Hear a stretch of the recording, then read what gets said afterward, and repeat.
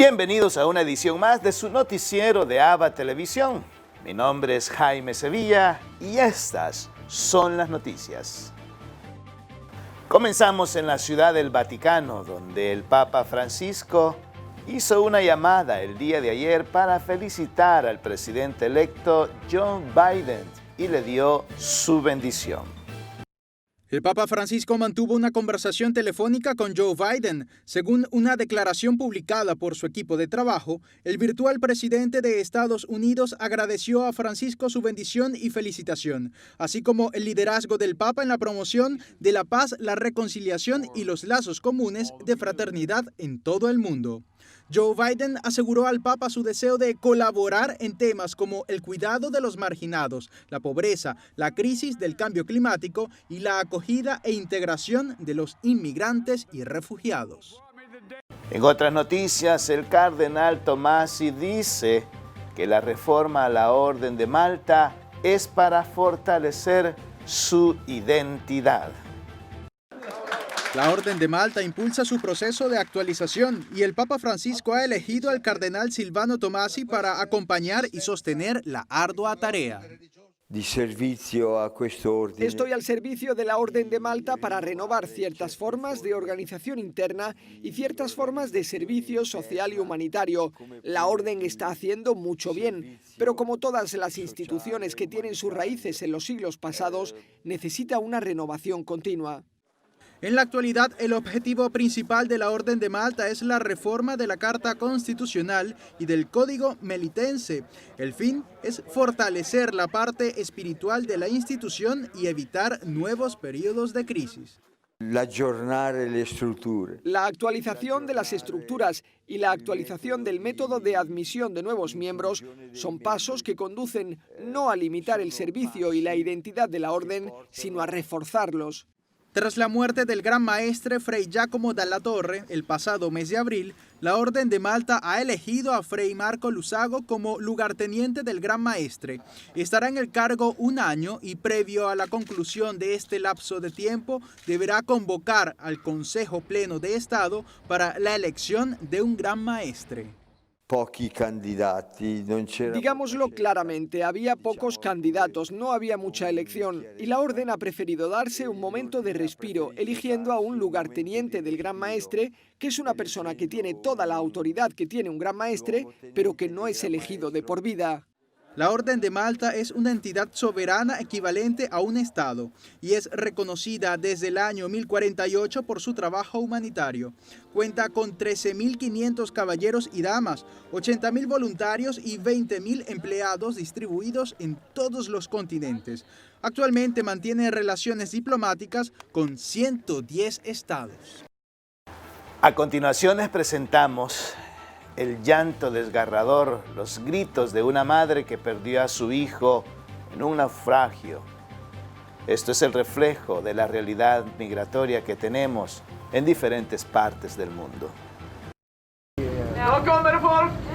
La ONG Open Arms navega por el Mediterráneo para rescatar a migrantes que van a la deriva. En su cuenta de Twitter recogen una historia desgarradora, la del bebé Joseph y su madre. Escuchen cómo gritaba cuando la rescataron en alta mar. I lose my baby. Why me? Why my baby? Consiguieron rescatar a otras 264 personas. Una de ellas era el pequeño Joseph, un bebé de 6 meses, nacido en Guinea, Conakry. Lo rescataron con una parada respiratoria, pero se recuperó. Y cuando iba a ser evacuado, se le paró el corazón. Así lo anunció la ONG. No es la única historia dramática de las últimas horas. El pequeño Bangali cuenta así lo que acaba de vivir.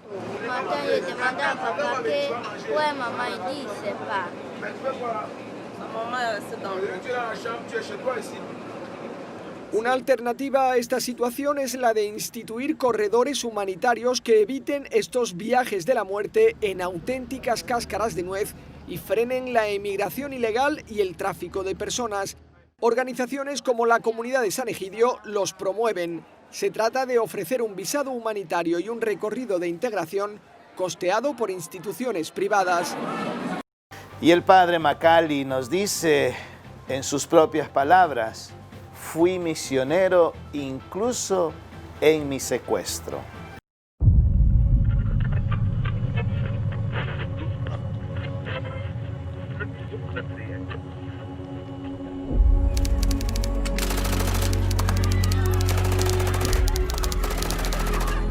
Padre Macali estaría secuestrado por supuestos milicianos islámicos.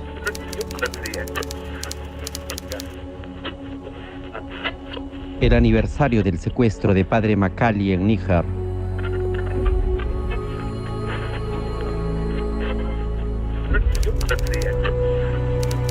El Padre Macali fue liberado después de 2 años de prisión. Desidero ringraziare Dio per la tanto attesa liberazione del padre Pierluigi Macali.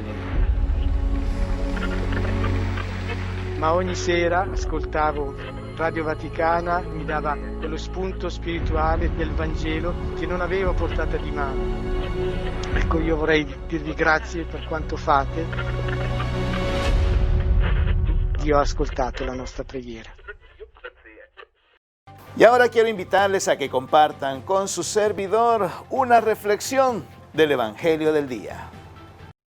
En el Evangelio de hoy seguimos meditando el capítulo 17 de San Lucas.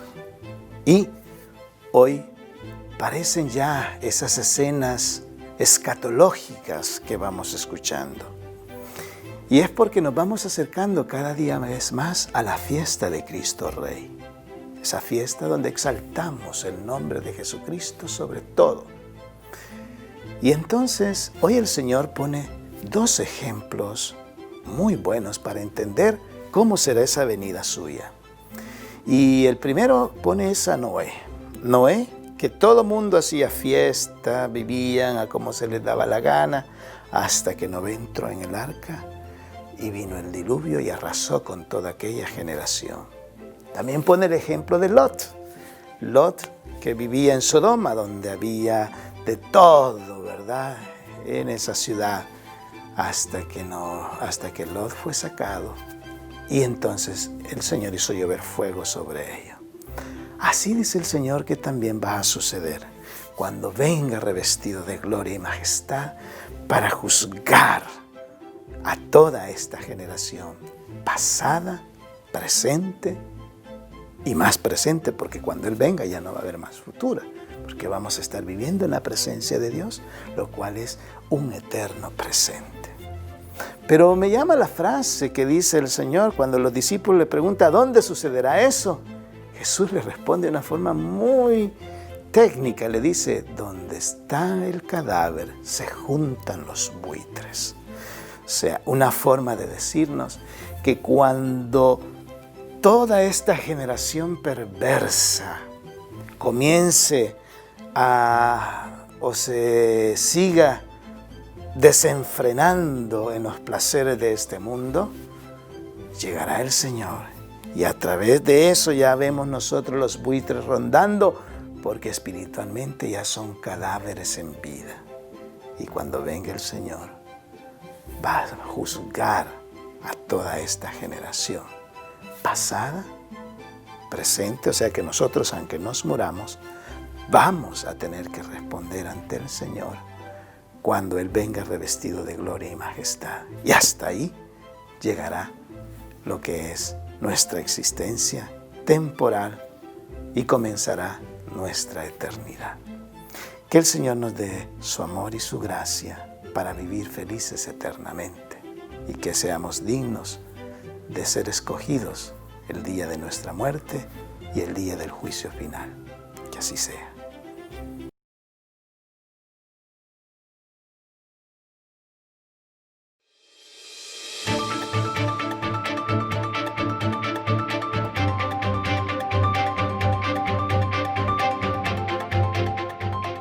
Comenzamos este segmento con unos reportes que hemos tenido sobre el COVID.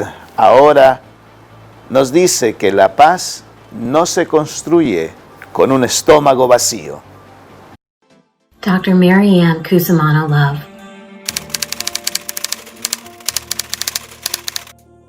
Thus, we are all one human family, but too often we act like a dysfunctional family.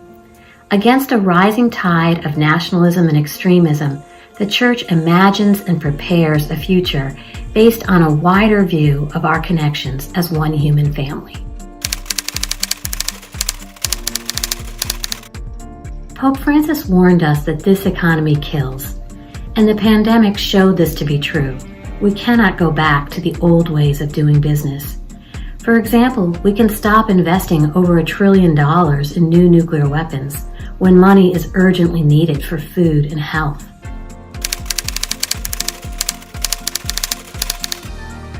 Disease can cause war and conflict.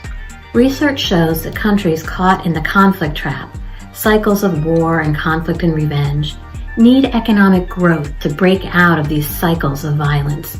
But the pandemic disrupts peace-building resources and efforts. It has increased violent nationalist and extremist movements as COVID disinformation and conspiracy theories targets scapegoats.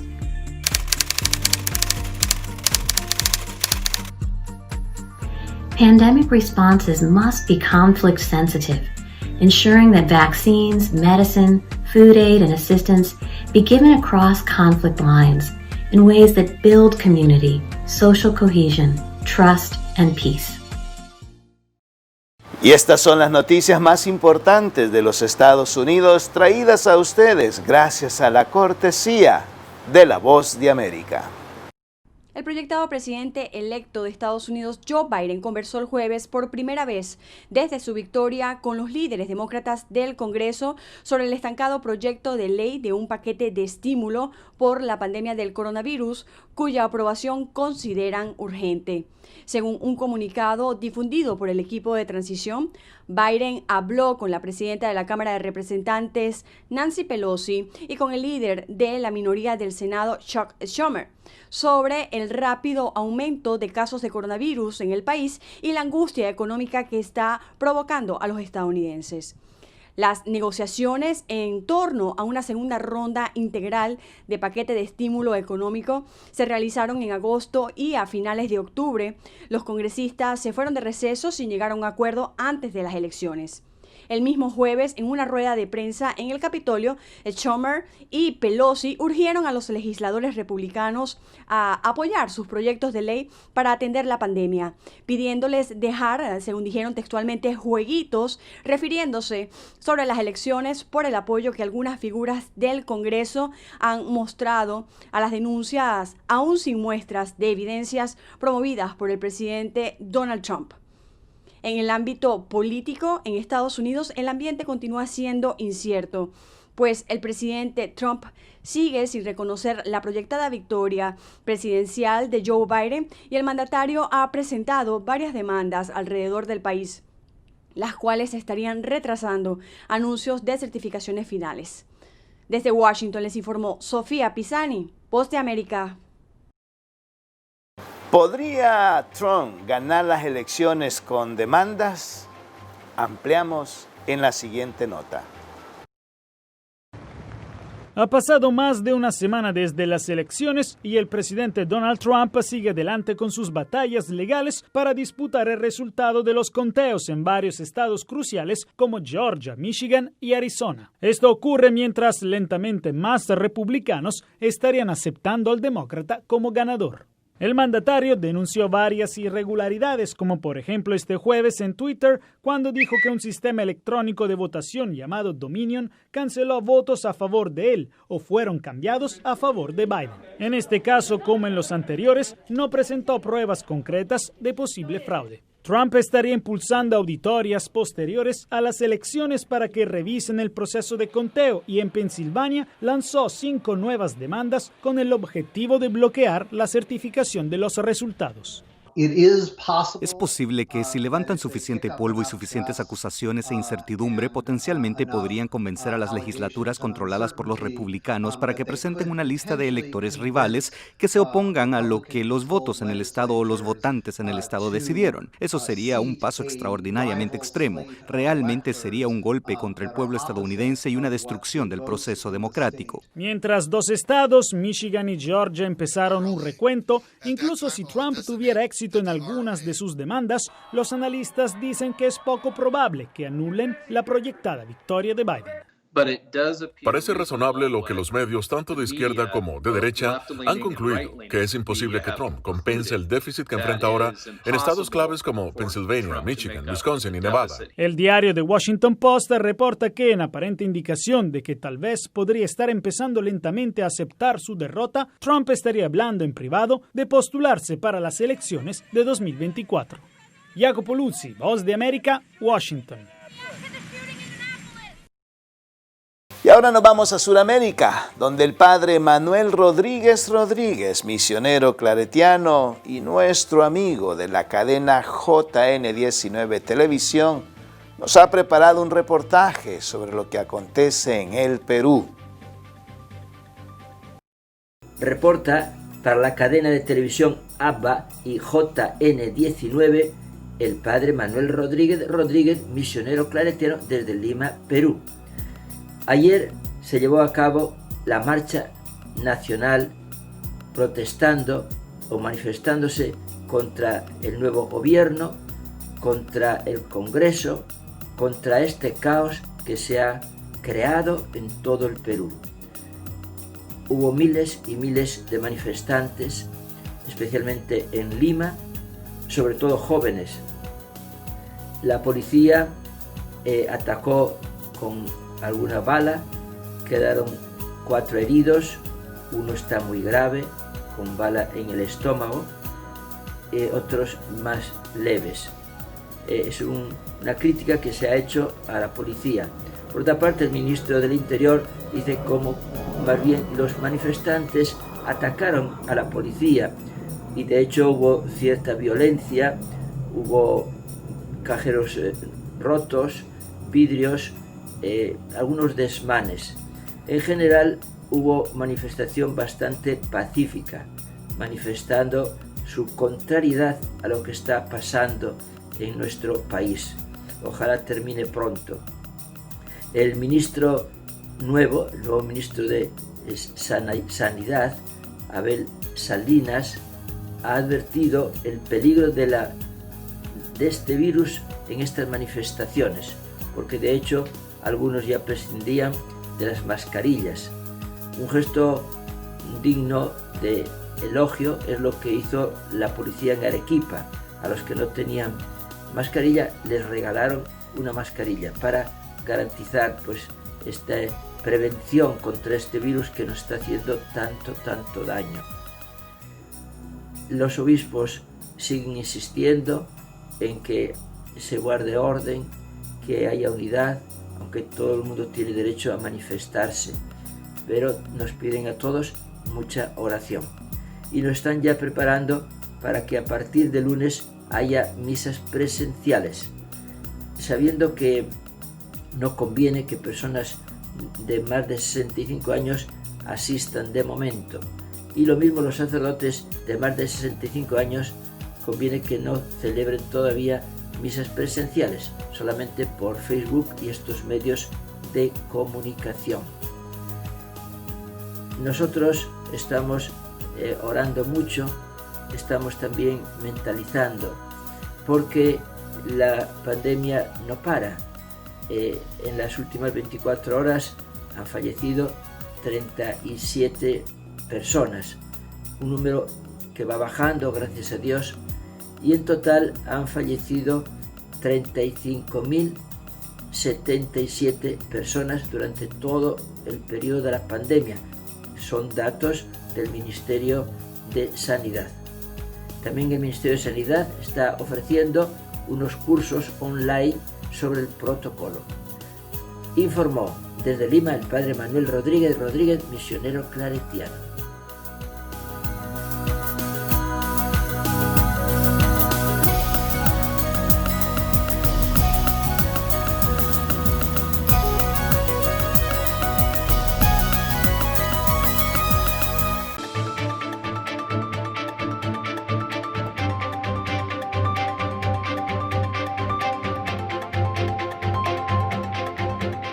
Y el ministro de Salud de El Salvador reconoce que hubo errores en forma durante las compras en la pandemia. Que nosotros tenemos precisamente el reporte de la CICIG, en el cual se ha evidenciado que ante la situación emergente por la pandemia sí existen errores en el proceso de forma, no son errores de fondo, son errores en la forma, precisamente por la manera apresurada que ha tenido que irse realizando todas estas intervenciones en el marco de una pandemia. Sin embargo, un día antes el ministro defendió la legalidad de las compras públicas realizadas para atender la COVID-19. Se han realizado basados en la ley de FOPROMID autorizada en administraciones anteriores en el 2005 y asimismo también cumpliendo los lineamientos de la UNAC. El ministro además negó que la Comisión Internacional contra la Impunidad en El Salvador, CICIES, haya brindado indicios para las investigaciones, como lo aseguró la Fiscalía. Esto no ha sido una denuncia puesta por la CICIG, sino que ha sido una denuncia puesta por un miembro de la CICIG, en el cual pues ha sacado conclusiones apresuradas y que en su momento pues ya se realizará el análisis. El funcionario se abstuvo a revelar el nombre del denunciante. No, esa información no se las podemos brindar. En tanto, la gerente general del Ministerio de Salud aseguró que los allanamientos realizados por la Fiscalía en esta institución afectarán compras de insumos médicos, entre otros procesos. Los equipos fueron sustraídos y no sabemos en qué condiciones van a ser devueltos. Sí exigirle a la Fiscalía que los devuelva en términos de 48 horas. El registro en el Ministerio de Salud concluyó la noche del miércoles. Para Teleprensa, Canal 33, Adriana González. Hoy en el Santoral de la Iglesia celebramos a San Diego de Alcalá. Conozcamos un poco más de su historia.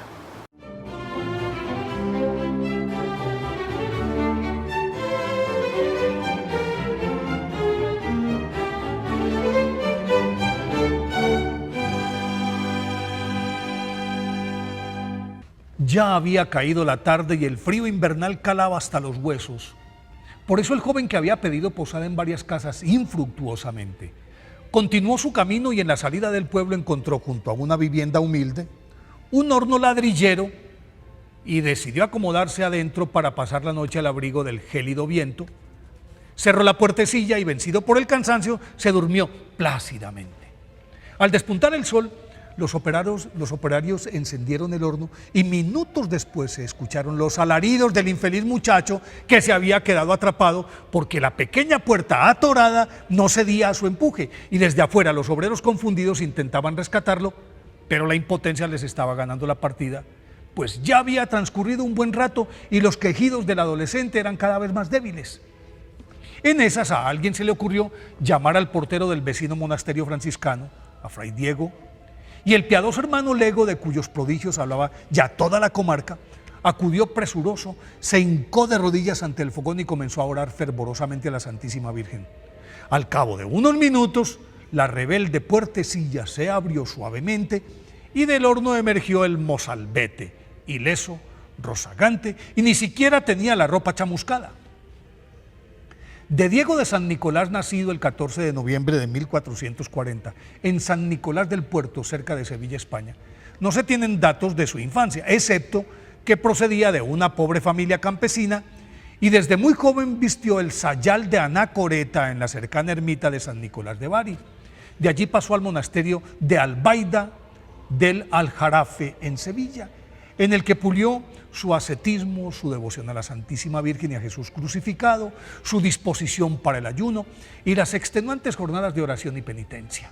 Sin embargo, no se sentía satisfecho y por eso, cuando contaba 30 años, ingresó a la orden de los frailes menores de la observancia franciscana en el monasterio de Arruzafa, cerca de Córdoba, en el que desempeñó los oficios de hortelano y portero, pero dada su humildad, obediencia y clara vocación misionera, fue enviado en 1441 al convento de Arrecife, en las Islas Canarias, en el que, aún siendo portero, se distinguió por su capacidad evangelizadora entre los nativos, por su proverbial caridad para con los más pobres y su discernimiento espiritual, cualidades que le merecieron el respeto y el reconocimiento de sus superiores, quienes no dudaron en nombrarlo guardián, o sea, prior, a pesar de que era analfabeto y en su condición de hermano Lego le estaban vedados el sacerdocio y los cargos administrativos, y sin embargo lo nombraron prior del monasterio de San Buenaventura en Fuenteventura.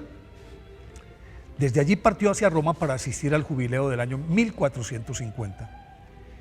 Y al llegar encontró a la ciudad eterna presa de la peste, por lo cual se dedicó a sanar milagrosamente en el hospital del convento de Ara Coeli, del que lo nombraron director para enfrentar la crisis, a sanar a sus compañeros infectados y a los contagiados de la calle. De regreso a España, San Diego transitó por varios conventos antes de recalar en 1456 en el de Alcalá de Henares, en donde vivió los restantes 7 años de su vida, como siempre, en su condición de portero, labor en la que se sentía a sus anchas, porque así podía ayudar a todos los pobres que tocaban a su puerta, a los enfermos que sanaba untándoles aceite de la lámpara de la Santísima Virgen, a los necesitados de consejo, obispos, sacerdotes, funcionarios de toda índole y categoría, incluido el rey Felipe II de España, a los indefensos que iban en busca de protección y a los que no tenían techo. Y lo mejor de todo era que San Diego, sin ningún estorbo, podía ayunar, meditar y permanecer orando extensísimas jornadas, durante las cuales se quedaba suspendido en el aire, especialmente en la capilla ante Jesús crucificado. Aunque sus superiores deseaban aliviarlo de las obligaciones de la portería, porque ya estaba viejito, debido también a su frágil salud, San Diego les pidió humildemente que lo dejaran allí porque, según él, en esa puerta estaba más cerca de Jesús, al que veía en las caras de los desvalidos. Y allí lo sorprendió la muerte el 13 de noviembre de 1463. Fue canonizado por el Papa Sixto V en 1588. Por eso, hoy, día de su festividad, pidámosle a San Diego que nos enseñe a sentir en los oficios humildes la presencia de Jesús.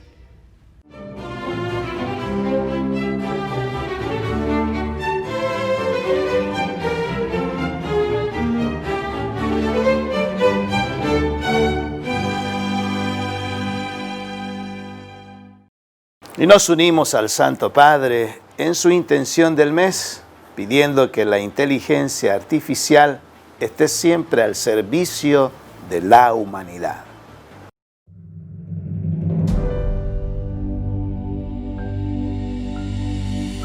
La inteligencia artificial está en la raíz del cambio de época que estamos viviendo. La robótica puede hacer posible un mundo mejor si va unida al bien común.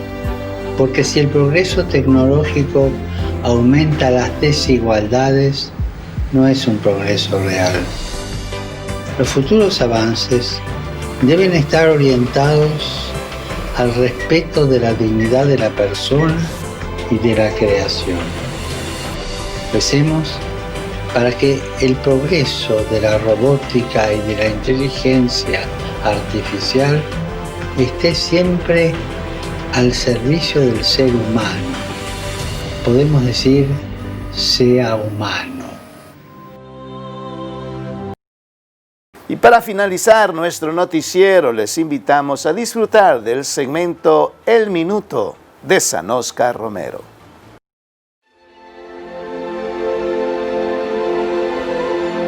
En una homilía de agosto de 1977, Monseñor Romero decía: el profeta tiene que ser molesto a la sociedad cuando esta sociedad no está con Dios.